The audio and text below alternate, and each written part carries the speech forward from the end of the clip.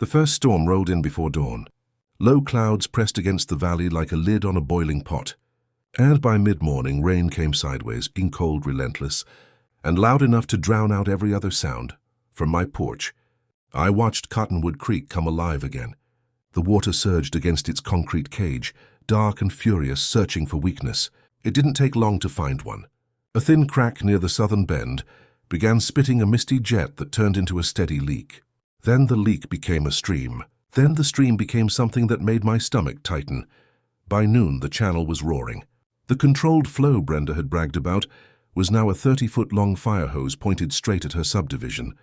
Water bounced off concrete walls, gathering speed, tearing through the valley like it remembered every insult poured into it. I threw on my rain jacket and drove down the dirt road toward Willowbrook Estates.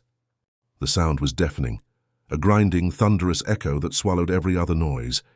I rounded the corner and stopped cold. Her perfect lawns were gone. The million-dollar colonial facades were half underwater. Decorative mailboxes floated past like tiny boats. Residents ran through the streets with sandbags, shouting into phones, cursing the HOA, cursing Brenda. And there she was, and standing in her driveway, umbrella flipped inside out, watching the torrent slam against her foundation. I could barely hear her, but I saw the words form on her lips. This can't be happening. Oh, but it could. It was physics and justice playing the same tune.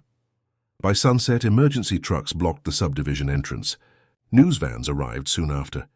The headline wrote itself, "Luxury Homes Flood After Controversial Creek Project." I stayed by my porch, dry and silent, watching from higher ground.